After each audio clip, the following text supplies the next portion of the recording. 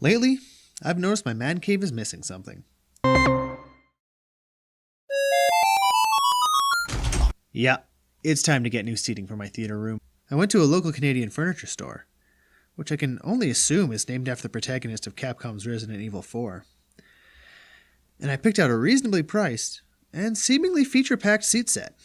I got a couch and love seat. Both pieces were packaged and delivered without the seat backs attached, making moving them down to my basement a lot easier on the delivery guys. After that, it was up to me to set them up. Getting the seat backs on is actually pretty easy. They just snap right into place. You just gotta make sure you remove these foam sex toys first. The included instructions are very simple. The seat backs are marked with L and R stickers so you know exactly where which one goes. They did a really good job of making it a truly one-person job. Everything was going smoothly until, and I promise you this wasn't a bit for the camera, but I put one on backwards. I felt pretty stupid when I did that, but it was pretty easy to pop off if you use a screwdriver.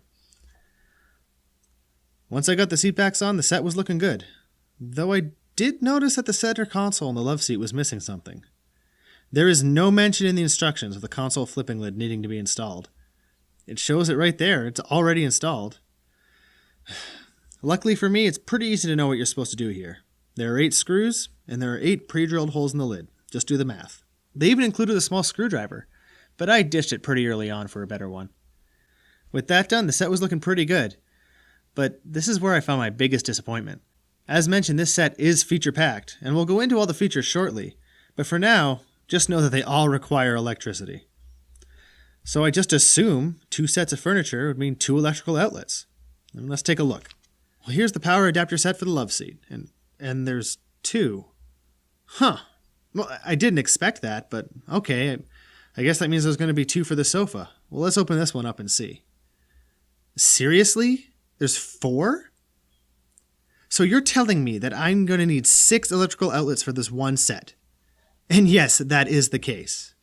If I had picked up the matching chair, I would have needed 2 more. So if you have the entire set, you need 8 electrical outlets. That's insane, even if they do have a lot of features. Knowing where to plug the adapters in isn't too terrible, but why couldn't they make all the connections exist in the same location? On the love seat, they're on the same side, but one is in the back area and one is below. On the sofa, they're all in the middle, except for this one, which is on the right side. And all the adapters have generous lengths, except for this one on the right side. I mean, it's not even long enough to clear the length of the sofa.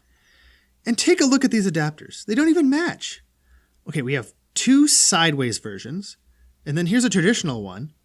Oh, and here's a regular non-power adapter. So, I mean, what were they thinking? Why do they need 3 different types of connectors and 4 plugins? It doesn't make any sense. So I had to run to the store and grab some power bars and extension cords.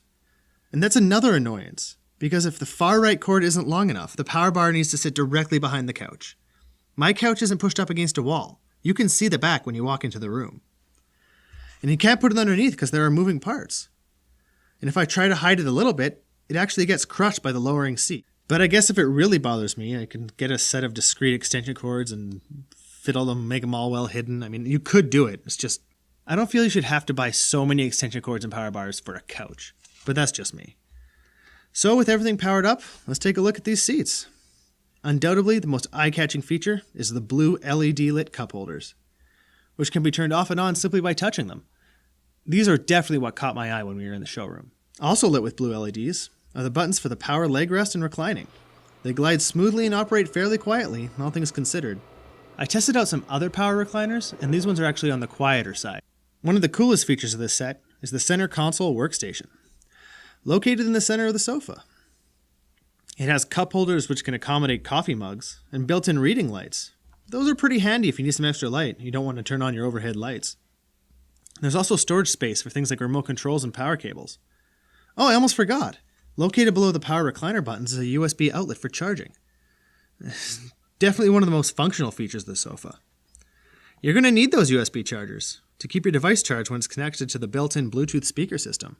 Yeah, that's right. Laid out in the middle of the center console's imitation carbon fiber are the controls for the built-in Bluetooth speaker system. You know, the system isn't bad, but it's far from stellar. Audiophiles might be disappointed with the experience. In order to demonstrate them, I'm going to place an omnidirectional mic directly on the seat. So first, let's hear the music through the built-in speakers of my Nexus 7.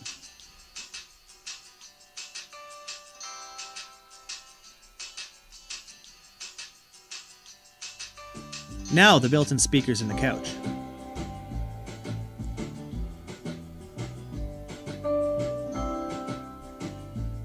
I mean, they're definitely better than what you'd find in any smartphone or tablet. And they are useful in that regard. However, it's hard not to notice they're severely lacking in the low end. There's almost no bass, and therefore the sound feels a lot less full than what most people would have in their home theater system. The buttons are also kind of a pain. There's no tactile feedback, so I often find myself not knowing if the press was detected or not. The speakers are definitely nice to have, I just wish they had a more full sound. The love seat also has power recliners and USB chargers, but it doesn't have a center workstation or built-in speakers. Instead, it has a more sizable storage capability in the center console. It's great storage for video games, controllers, and books and magazines. Overall, I'm really happy with it. The need for 6 outlets is the biggest issue with this set. I mean, why on earth could they not make it so you have one plug per unit? Computers can run multiple cards, peripherals, and have more than several powered USB slots. There's no excuse why this needs to be so cumbersome. Having said that, the seats are very comfortable in any position. And that's the most important thing. I love having USB charging available for all people. I imagine it's going to be very handy for gamers. We all hate it when a controller runs out of juice mid-game. It's not real leather, by the way. It's 100% polyester. I was worried it might be too warm to sit on for extended lengths of time, but I find it no worse than my previous set, which was real leather. It's hard to capture, but in a dimly lit room, the blue LEDs and the cup holders really pop. I'm fairly certain this set will be a long-term fixture in my theater room. It's gorgeous.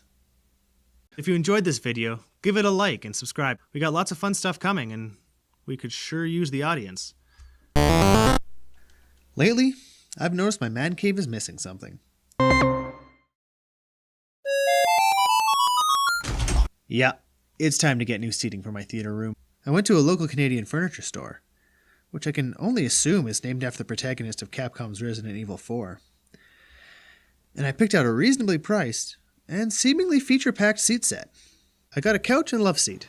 Both pieces were packaged and delivered without the seat backs attached, making moving them down to my basement a lot easier on the delivery guys. After that, it was up to me to set them up. Getting the seat backs on is actually pretty easy. They just snap right into place. You just gotta make sure you remove these foam